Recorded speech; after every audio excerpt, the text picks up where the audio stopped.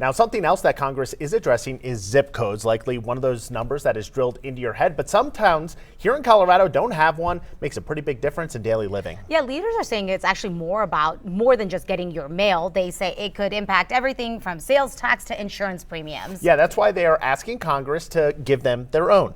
Denver 7's Ali Jennerjohn is in Denver this morning listening to leaders in Superior about what they had to say. Good morning, Ali.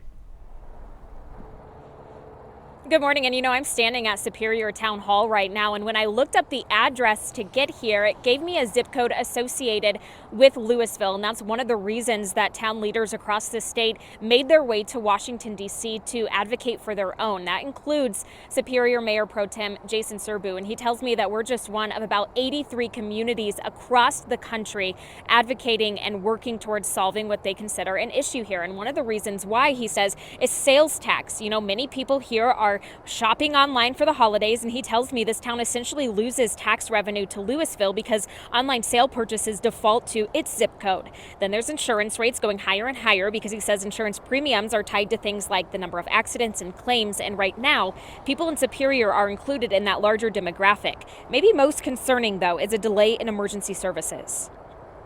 The ambulances can be going to the wrong address in a town when they could have been going to a town 20 miles away or 20 minutes away, certainly lengthening the time of crisis for an individual. We're pushing really hard, and we're willing to push this stone up the hill as many times as it takes for our communities.